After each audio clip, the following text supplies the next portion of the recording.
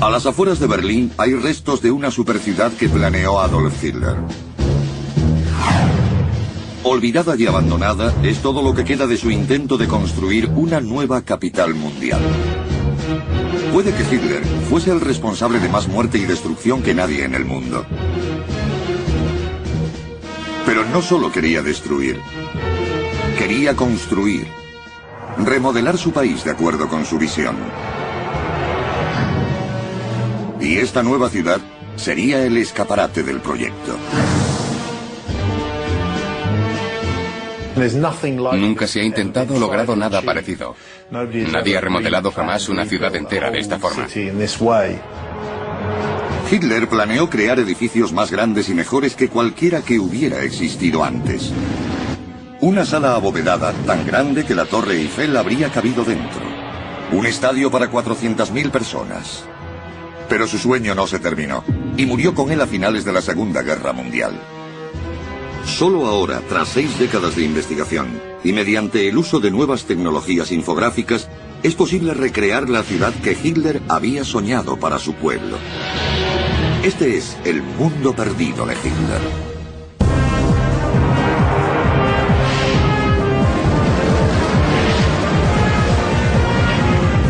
Mundos perdidos. La superciudad de Hitler.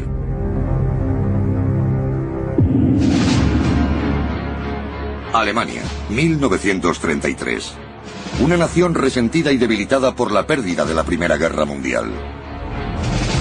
Su pueblo sufre las penurias de la depresión económica, y Adolf Hitler asciende al poder con la seductora promesa de un nuevo futuro. Un futuro en el que los alemanes ocuparán su merecido puesto como líderes del mundo, como la mayor potencia militar. Hitler reconstruiría su nación. Crearía una nueva capital mundial en el lugar que ocupaba Berlín, a la que llamaría Germania. Y a lo largo de su carrera utilizaría los edificios para simbolizar la supremacía nazi, para reclamar un lugar en la historia y como un medio para presentar su imagen al mundo. Hitler necesitaba un hombre para hacer realidad ese propósito, y eligió a Albert Speer, un arquitecto de 28 años. El trabajo de Speer sería salvar la brecha entre los sueños de Hitler y la realidad de la construcción. Su juventud fue un factor importante, porque en ese sentido se convirtió en una especie de aprendiz de Hitler, construyendo lo que éste imaginaba. Su colaboración sobreviviría hasta los últimos días de la vida de Hitler. Juntos se embarcarían en una campaña deliberada para crear edificios que intimidaran y sobrecogieran. Esa campaña no empezó en Berlín, sino en el sur de Alemania. La ciudad de Nuremberg se convertiría en la sede de las concentraciones anuales nazis. Speer diseñó un centro para que los seguidores del partido celebraran el culto a su líder. Actualmente el lugar está abandonado y en ruinas, un recuerdo de una vergonzosa era. Pero la enorme arena de Speer aún sigue ahí. Tiene el tamaño de 12 campos de fútbol, rodeada por 36 torres de piedra. En un extremo se alza la tribuna Zeppelin, la tribuna desde la que los líderes nazis se dirigían a los uniformados miembros del partido. Mide 400 metros de largo por 20 metros de alto. 60.000 personas se sentaban aquí a ver los desfiles y las demostraciones militares. Speer basó su diseño en una destacada obra de la Grecia clásica, el altar de Pérgamo, que en 1913 había sido trasladado piedra a piedra al principal museo de Berlín. Imitando su construcción, Speer afirmaba que los nazis podían rivalizar con cualquier gran cultura de la historia. Este monumento tenía una serie de escalones y una fila de columnas tras él. Originalmente había una larga columnata aquí detrás.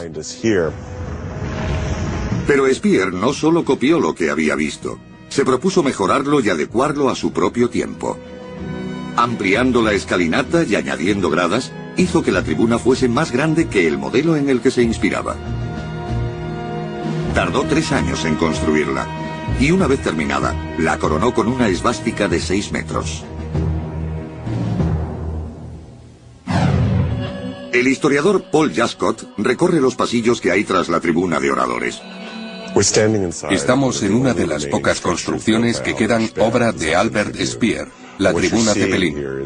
Lo que vemos aquí es un vestíbulo probablemente utilizado por los gerifaltes del partido para prepararse antes de salir a hablar en la tribuna que está sobre nosotros. Los mandatarios salían para dirigirse a las decenas, incluso centenares de miles de personas concentradas en el exterior. El entorno estaba diseñado para convencer al público de que formaban parte de algo memorable.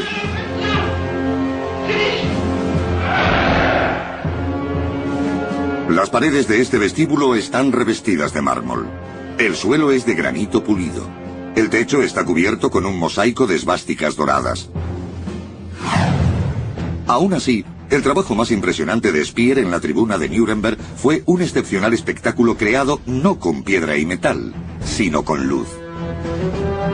En el Congreso de 1934 utilizó la luz para apiñar a las masas, envolviéndolas dentro de un enorme espacio abierto. Visibles desde casi 100 kilómetros, las luces llenaban el cielo alcanzando 7.500 metros de altitud. Se dijo que fue como una experiencia religiosa. Los haces crearon lo que se conocería como la Catedral de Luz. Esta filmación capta el momento en que las luces de 134 focos convergieron en el cielo sobre el campo Zeppelin. Speer los utilizó para crear un efecto de comunidad. Rodeaban todo el campo y se cruzaban sobre las cabezas de los asistentes, por lo que estos tenían la sensación de estar dentro, a pesar de encontrarse al aire libre. El éxito de las concentraciones de Nuremberg convenció a Hitler de que la ciudad necesitaba una nueva sede para las enormes convenciones del partido. Se decidió por la sala del Congreso, donde hasta 60.000 personas podrían reunirse para escucharlo a él y a sus secuaces. Sería un tipo de edificio completamente nuevo. De nuevo, se inspiró en el mundo clásico, esta vez en el Coliseo de la antigua Roma. A menudo Hitler hablaba de superar a Roma arquitectónicamente y en cuanto a potencia militar. El Coliseo tiene unos 150 metros de ancho y el centro de Hitler sería 60 metros mayor. Los arquitectos tenían órdenes de imitar su diseño y de utilizar no hormigón, sino solo el mejor granito. Hitler quería prestigio. Quería edificios que duraran 1000 años. Nos encontramos en la arcada inferior del Congress Hall. Tiene una fachada construida en sólida mampostería. Lo que vemos aquí es el frontal de la mampostería interior, hecha de granito. Se trata de granito de gran calidad, una piedra muy cara y prestigiosa. Aunque el exterior del Congress Hall irradia prosperidad y éxito, su interior nunca fue acabado. El inicio de la guerra hizo que los muros interiores y los cimientos quedaran al descubierto y descuidados. Paul Hascott nos muestra cómo habría sido. Estamos en el interior de lo que queda del Congress Hall. Los asientos estarían orientados hacia un podio central, desde el que hablarían los líderes del partido o Hitler. En la parte superior debía haber una columnata y el edificio habría estado cubierto por un techo con una enorme claraboya para la entrada de luz natural. Falta el techo, y no es que se derrumbara o fuera bombardeado, sino que nunca fue construido. A medida que se avecinaba la guerra, era cada vez más importante que el Estado alemán destinara sus recursos a otros menesteres. Los constructores nunca regresaron para terminar el trabajo. Ahora los expertos se preguntan si los planes de Hitler para este edificio podrían haberse cumplido. Esta estructura habría abarcado 200 metros y sin columnas de apoyo. Es difícil que lo hubieran conseguido en aquella época, aunque hoy puede hacerse. Mediante tecnología informática y basándonos en los planos originales, por fin podemos revelar cómo habría sido el Congress Hall si los ingenieros de Hitler lo hubieran terminado. Aquí, Hitler habría dado discursos desde un estrado central a una multitud de 50.000 personas. Speer y Hitler habían trazado el plano de lo que querían construir. Edificios que no solo impresionaran, sino que sobrecogieran a todo aquel que entrara en ellos. El siguiente paso era demostrar su poder al mundo. Alemania acogería los Juegos Olímpicos y Hitler encargaría a Speer el diseño de un nuevo estadio. Este sería más grande que cualquiera construido hasta entonces. En 1934 comenzaron los trabajos del mayor estadio de Europa. En él se celebraron los Juegos Olímpicos de 1936 y marcaron la entrada de Hitler en la escena internacional. El siguiente paso de su plan era renovar la imagen de Alemania. Situado a unos 8 kilómetros del centro de Berlín, atraería la atención mundial sobre la Alemania nazi y su creciente fuerza. El estadio costaría el equivalente a unos 200 millones de euros. Las dos plantas de gradas albergarían a 110.000 espectadores, pero los ingenieros de Hitler solo tenían 3 años para construirlo. Temían que tal cantidad de trabajo impidiera que el estadio estuviera listo a tiempo para la ceremonia de inauguración.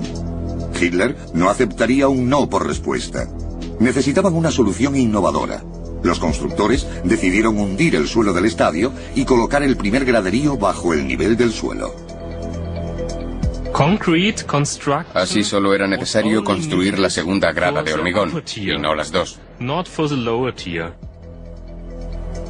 Esto reducía drásticamente el tiempo de construcción. Pero más que eso, a Hitler le gustaba porque imitaba el diseño de los teatros de la antigua Roma, que también tenían el suelo rebajado.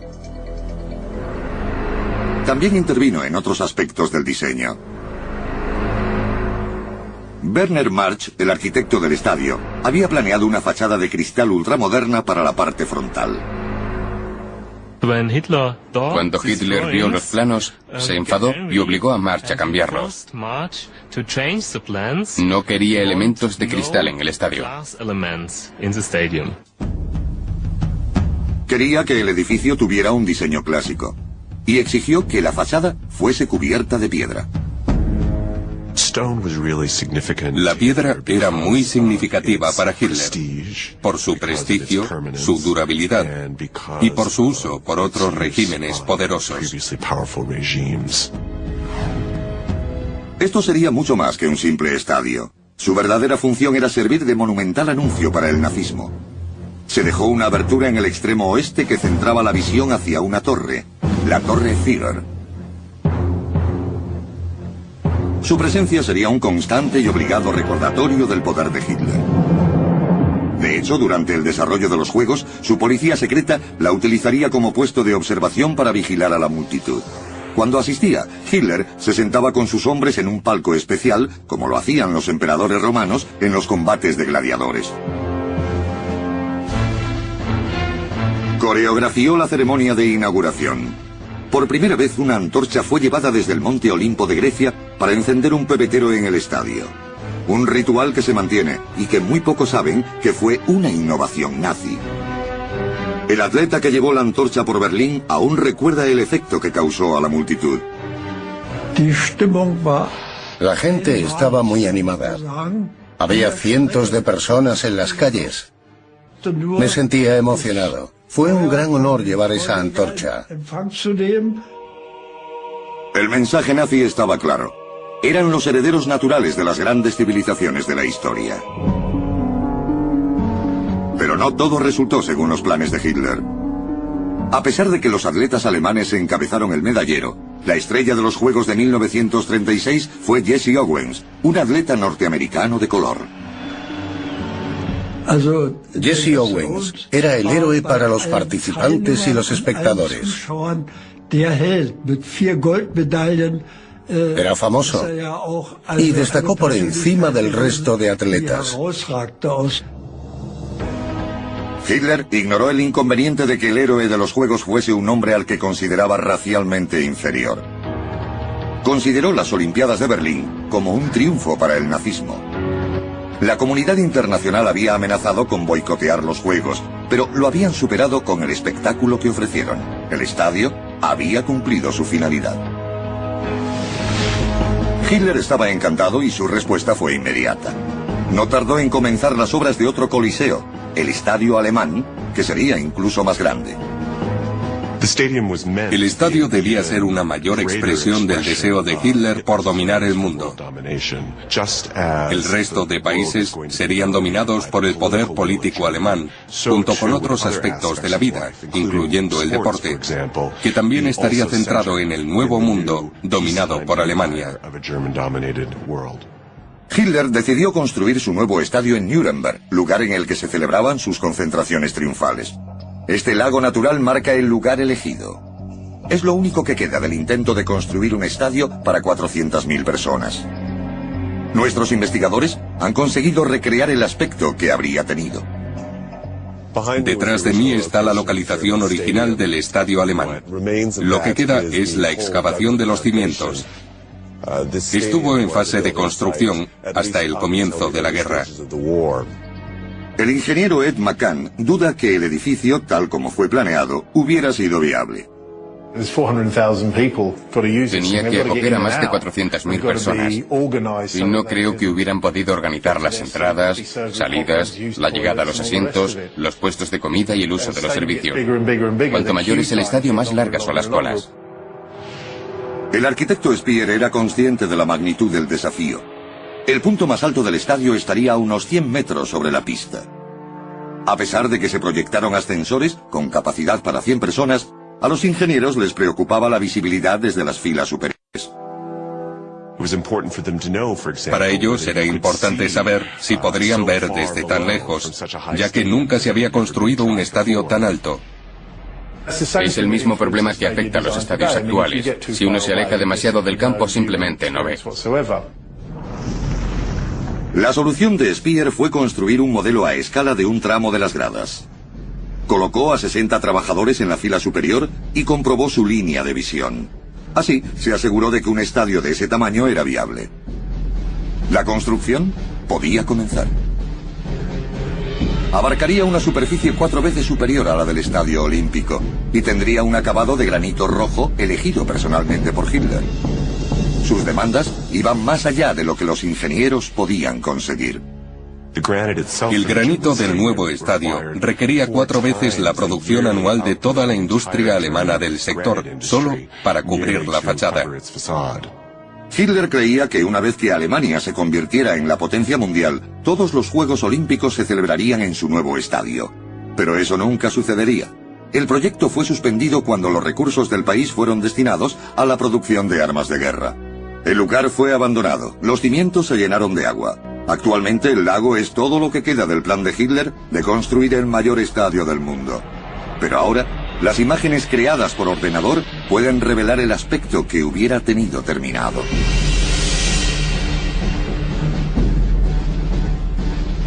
Aún así, para Hitler, este era un proyecto secundario.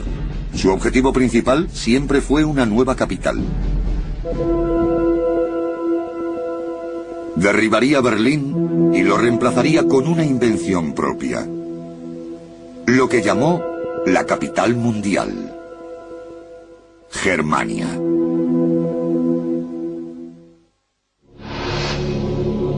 En Berlín, Hitler planeó su más ambicioso proyecto. Reemplazaría la ciudad por una nueva capital, una capital mundial. La llamó Germania. Pretendía que fuese el mayor logro nazi. Germania nunca se construyó. Ahora en los archivos oficiales de Berlín, nuestros investigadores buscan pistas del aspecto que habría tenido la ciudad soñada de Hitler. Sucede lo mismo con todos los dictadores. Quieren demostrar su inmenso poder a través de la arquitectura. Y Hitler también quiso impresionar al mundo. Los planos revelan una ambición a una escala extraordinaria. Era la punta del iceberg de una enorme reestructuración del orden social, político y económico. Hitler detestaba Berlín, un lugar que consideraba decadente y depravado. Consideraba a Berlín una ciudad nada emblemática del poder de Alemania. Sobre todo hablaba de los almacenes judíos como si fueran un signo de enfermedad. Enfermedad arquitectónica, por supuesto, pero también política. Aunque Hitler había sido elegido líder por el pueblo alemán, de hecho, solo 1 de cada 4 berlineses lo había votado. Ahora que tenía el control, les haría pagar. Sus monumentos serían construidos sobre los escombros de sus hogares. Una maqueta de la época revela la inmensa ambición de Hitler para el nuevo trazado de la ciudad. Sería necesario derribar más de 60.000 apartamentos, y más de 100.000 personas quedarían sin hogar. Los planes empezaron en 1936 y a medida que empezaba la construcción, Speer obtuvo una libertad sin precedentes.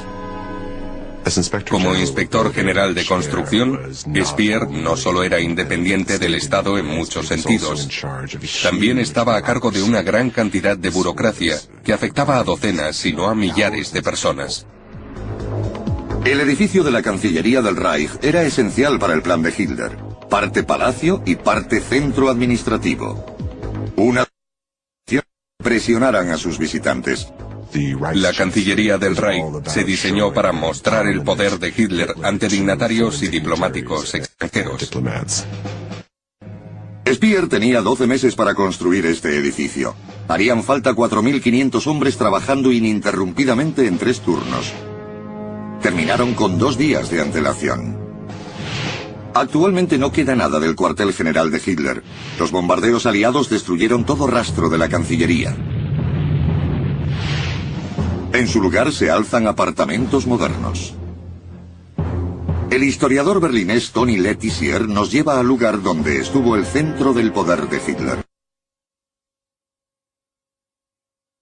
Fortras, y hemos llegado a una curva en la que se encontraba la Cancillería del Tercer Reich, inaugurada en enero de 1939, construida en tan solo un año. Para celebrar la inauguración de la Cancillería, Hitler dio una cena para embajadores extranjeros y personas importantes. Los invitados quedaron impresionados por lo que vieron. La sala de recepción era impresionante. Al final tenía unas puertas de más de 5 metros de altura que daban paso a un salón decorado con mosaicos. Pero ni siquiera eso era su rasgo más grandioso. Desde el extremo de este edificio hasta ese otro, se extendía la parte central de la Cancillería. El salón frontal estaba basado en la idea de Versalles, pero Hitler quería que fuese más grande y mejor, por lo que medía unos 47 metros de largo. Hitler insistió en que los suelos estuvieran siempre pulidos. Se decía que quería que los diplomáticos se movieran por una superficie resbaladiza. El punto focal del edificio era el despacho de Hitler, decorado con cuero rojo y esvásticas. El despacho, y de hecho todo el edificio, estaba diseñado para transmitir su poder. Debía ser un lugar apropiado desde el que presidir el Reich alemán. Aunque actualmente no queda nada, podemos usar las últimas tecnologías para revelar el aspecto de la Cancillería. Aunque como centro administrativo era el edificio más importante de Alemania, la intención era llenar la ciudad de otras construcciones aún más impresionantes. Y Speer era el responsable. Convertido en uno de los principales hombres de confianza de Hitler, ascendido a ministro de armamento, se encontró con desafíos aún mayores. La ambición del Führer no dejaba de crecer, y el desarrollo de su visión para Germania lo reflejaba. Durante una visita a París, quedó impresionado por los monumentos neoclásicos de la ciudad. Le gustó especialmente el Arco del Triunfo. Y como era de suponer, quiso uno. Su arco triunfal, sin embargo, sería el doble de alto y 4 veces más ancho que el de París. Se alzaría en el centro de su ciudad. Pesaría 25 veces más que el Arco del Triunfo, 2,5 millones de toneladas. Esta era la parte del diseño que más preocupaba a Speer. Berlín, que se convertiría en Germania, se alza sobre terreno pantanoso. En el centro aún se puede ver su respuesta: los restos de un experimento para descubrir si el arco de Hitler se hundiría en la tierra. Se colocaron enormes bloques de hormigón y acero donde debía levantarse el arco. Conocido como GBK, siglas alemanas de Cuerpo de Estudio de Carga, ejercían una presión de 50.000 kilos por metro cuadrado. El arquitecto Michael Richter investiga el lugar. Nos encontramos ante el GBK, un intento de ver si el arco triunfal planeado por Hitler podía mantenerse en pie. Los ingenieros de Speer se basaron en una sencilla fórmula. Si el bloque se hundía menos de 6 centímetros, era seguro construir el arco. En el interior se encuentra la olvidada cámara desde la que era controlado el experimento. Estamos entrando en la cámara de control. Era aquí donde se llevaban a cabo las mediciones del GBK. Y desde esta sala se puede acceder a otras habitaciones inferiores. En el interior hay un hueco oculto. Bajo esta trampilla hay salas de pruebas utilizadas por los ingenieros de Speer. Este es el hueco central que recorre 3 niveles hasta 10 metros de profundidad. Al final hay 4 salas en las que solían estar los aparatos de medición. Las cámaras inferiores contenían indicadores de presión que medían los niveles de hundimiento. Los ingenieros lo controlaban de forma visual. En este pilar se encontraba el aparato de medición óptica que apuntaba a un punto exterior del cuerpo de carga. Mediante este tubo, comparaba la altura del objeto con este indicador del nivel de agua que se encontraba en la cámara superior. De ese modo se determinaba el hundimiento del GBK. El ingenioso experimento demostró que el suelo de Berlín era demasiado inestable para el arco. El experimento demostró que habría sido imposible construir el arco triunfal sin reforzar el suelo. El GBK se hundió más de 17 centímetros entre 1941 y 1944. Aún así, Hitler no aceptó que no pudiera construirse su arco y dio órdenes de seguir buscando una solución. El GBK se sigue hundiendo hoy, y aunque los ingenieros de Hitler continuaron el trabajo, el arco nunca se levantó. Ahora, investigando los planos y utilizando las más modernas tecnologías, por fin podemos revelar el aspecto que habría tenido. Hitler y Speer no desistieron de su propósito, y se centraron en su próximo proyecto, el mayor de todos los edificios de Germania, la Gran Sala. Sería la pieza central de la ciudad, coronado por una cúpula tan grande que había quien decía que tendría sus propias nubes y lluvia. Su diseño pondría a prueba los límites de lo que era posible en construcción y exigiría la despiadada brutalidad en que se había convertido el sello nazi. Se utilizaría mano de obra esclava.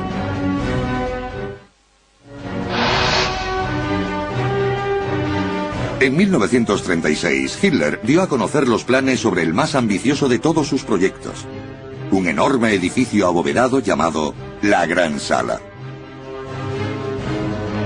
La Gran Sala era el punto focal del eje norte-sur, un edificio gigantesco con la mayor cúpula del mundo en aquella época. Debía ser uno de los edificios más importantes de toda Germania, un símbolo de grandeza. La obra maestra de ingeniería de Hitler. Una vez que el terreno estuvo despejado y los trabajadores reclutados, comenzaron las excavaciones.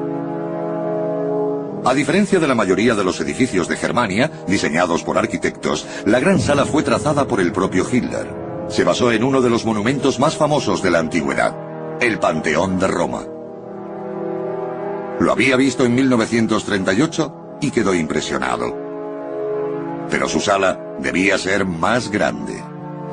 Hay que recordar que la escala de la Gran Sala era inmensa. El Panteón cuenta con una gran bóveda, pero la de la Gran Sala iba a ser mucho mayor. El ingeniero Ed McCann examina los planos de la Gran Sala. No es solo 2 o 3 veces más grande que el Panteón, sino que su anchura es 8 veces mayor. casi el triple de un campo de fútbol. Podrían meterse 2 cohetes a turno en su interior y aún tener espacio para volar con un helicóptero. Era una estructura enorme.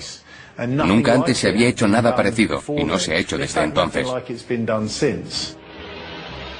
La gran sala debía simbolizar el dominio de Hitler sobre el mundo. En su punto más alto se alzaría un águila imperial. En sus garras no sostendría la usual esvástica, sino la tierra. La cúpula representaba el trozo de cielo que cubría el imperio de Hitler. El interior imitaría al del Panteón, con una gran hornacina en la parte frontal en la que se colocaría una estatua de unos 25 metros de altura del águila imperial, posada sobre un pedestal. 3 gradas rodearían una pista central.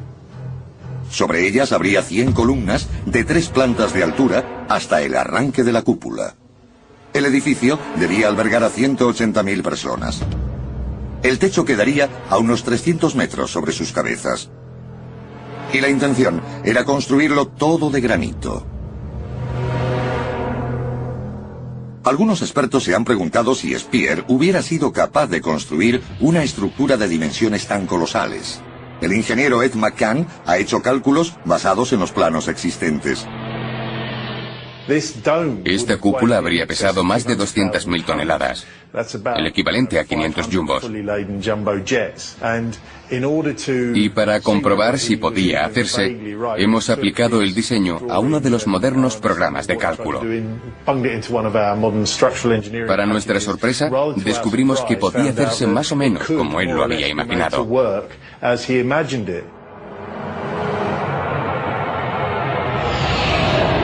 Pese a ser técnicamente posible, la escala de este edificio habría tenido problemas.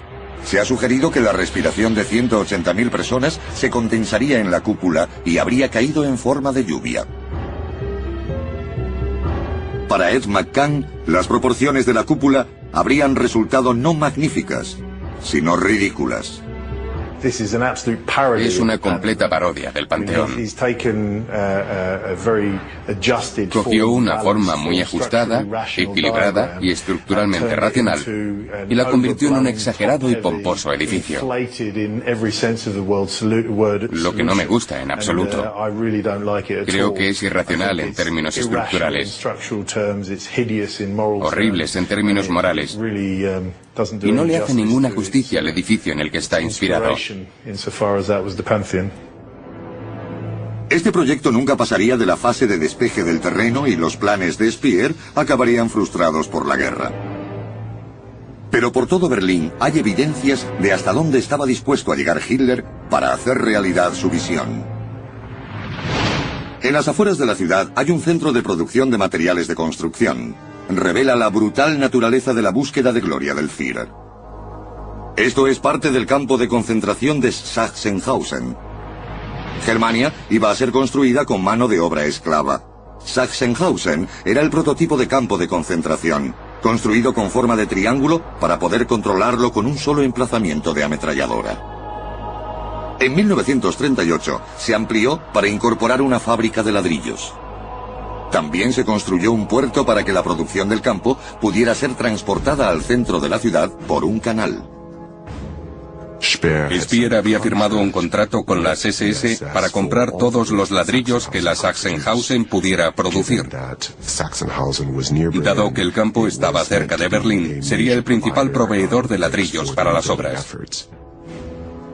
Para los internos del campo, la cadena de producción de ladrillo, o Klinkeberg, era el más temido de los destinos. Los prisioneros temían los trabajos de ladrillo, porque era una unidad de castigo y las condiciones aquí eran las peores de todo el campo.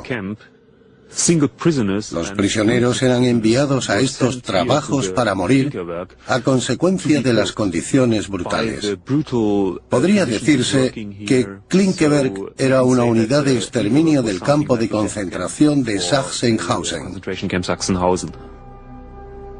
Adam Kunig, un superviviente del campo, recuerda las condiciones. En primer lugar, el invierno era muy duro, muy frío. Y no teníamos la ropa apropiada. También había poca comida. Era un mal trabajo. Y siendo un chico joven en aquella época, para mí era un infierno. La mano de obra esclava debía crecer para satisfacer la demanda. En 1944, 3.500 personas trabajaron hasta morir en la producción de ladrillos. En aquella época, la Klinkeberg era la unidad de fabricación de ladrillos más grande de toda Europa.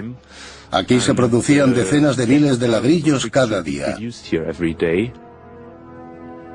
La ambición de Hitler y Speer dependía totalmente de su disposición a sacrificar incontables vidas. Pero el inicio de la guerra les traería un nuevo reto. Comenzaron los bombardeos aliados sobre Alemania. Amenazaban con destruir todo lo que Hitler y Speer habían construido, por lo que Speer empezó a hacer una nueva serie de pruebas. Quería hacer su ciudad a prueba de bombas.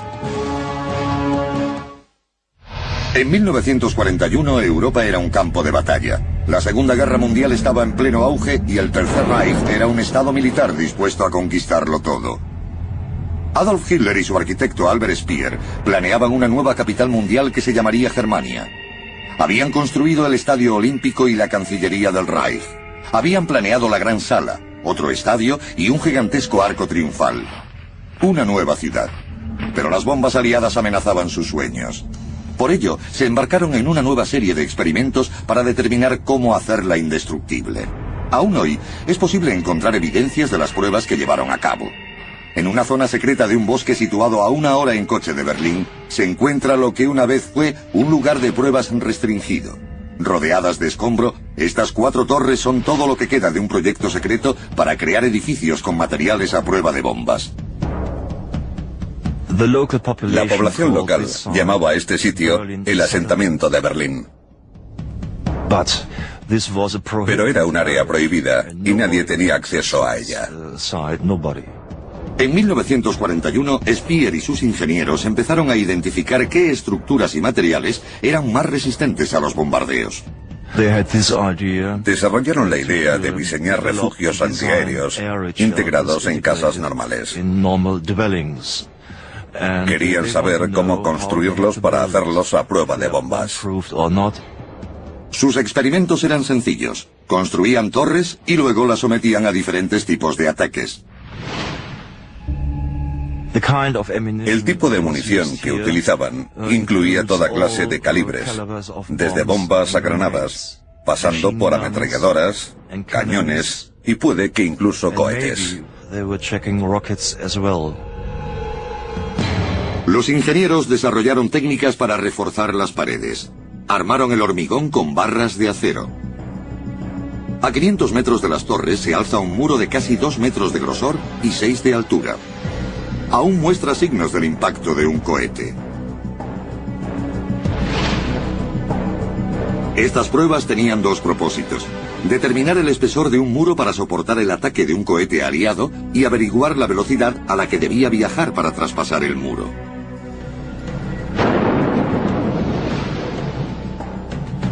No quedan documentos de estas pruebas.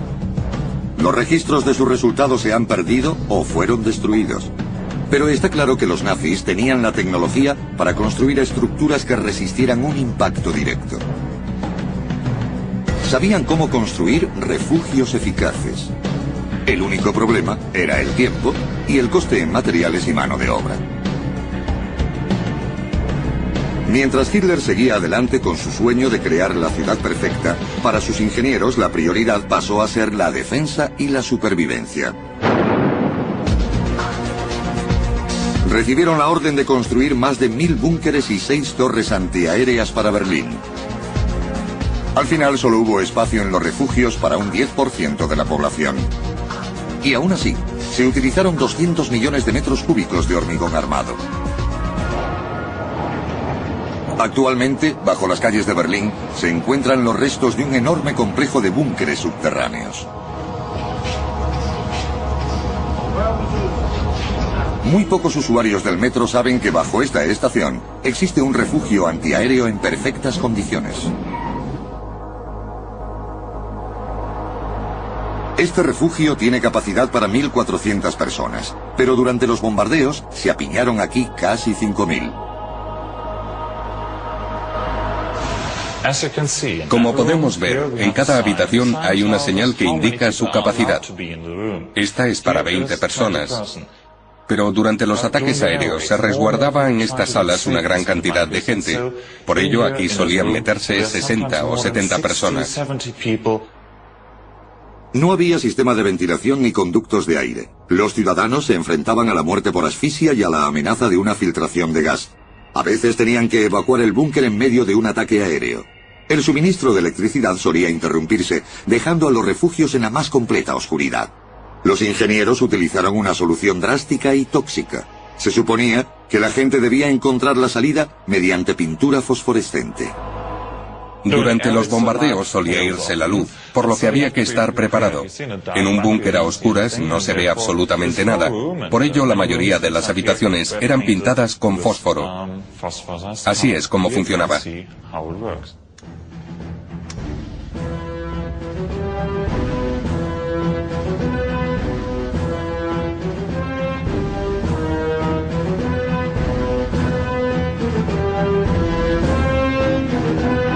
No solo los ciudadanos de Berlín se veían obligados a refugiarse bajo tierra, también su Führer.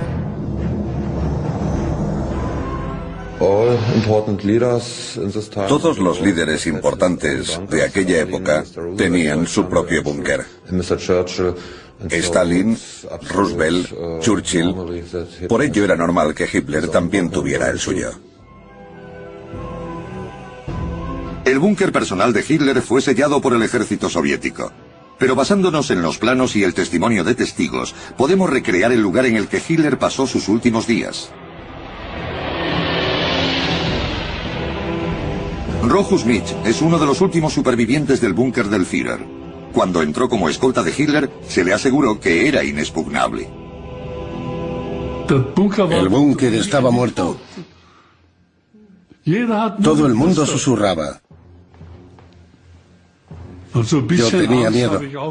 Un vecino me había dicho que él estuvo presente en su construcción y que se había hecho de forma que no podía ser bombardeado. Me alegré de eso. Era a prueba de bombas. Sus paredes y techo tenían 4 metros de grosor. Aquel no era un búnker para vivir, sino un refugio antiaéreo para proteger a la gente durante un bombardeo. No era cómodo, y las habitaciones eran pequeñas, de 10 o 12 metros cuadrados. Al menos sus ocupantes estaban a salvo de los bombardeos, pero las condiciones eran duras y no podían escapar al hecho de que sobre ellos se estaba perdiendo la guerra. El mundo de Hitler se redujo a una especie de madriguera, una tumba de hormigón. Sobre él, las bombas aliadas destruían Berlín, acabando con toda posibilidad de hacer realidad su ciudad soñada, Germania. La colaboración Hitler-Speer, que había comenzado 11 años antes con planes muy ambiciosos, acabó en la derrota total. Aunque ha sido remozado desde entonces, el Estadio Olímpico es el único de los edificios de Hitler que fue terminado y sobrevivió intacto. La tribuna Zeppelin quedó destruida por los bombardeos y ahora está abandonada. La sala del Congreso nunca se terminó. El cuartel general de Hitler, la Cancillería del Reich, fue bombardeado y finalmente desmantelado ladrillo a ladrillo. Y los lugares dedicados al gran estadio, el Arco Triunfal y la gran sala están abandonados. Los sueños arquitectónicos de Berlín y la quimera ideológica de Germania fueron un desastre y acabaron con la destrucción total de muchas ciudades alemanas, incluida Berlín, y con la caída del Estado. Al final, Hitler se quitó la vida el 30 de abril de 1945, sabiendo que había perdido la guerra y que Alemania estaba en ruinas. El arquitecto de Hitler, Albert Speer, fue detenido, juzgado y sentenciado a 20 años de prisión. Murió como un hombre libre en Londres en 1981. De haberse realizado su sueño, Berlín estaría ahora dominada por grotescos monumentos como la Gran Sala o el Arco Triunfal, construidos para glorificar el régimen nazi. Berlín se habría convertido en la capital del mundo bajo control nazi, y todas las ciudades importantes habrían sido reformadas a su semejanza.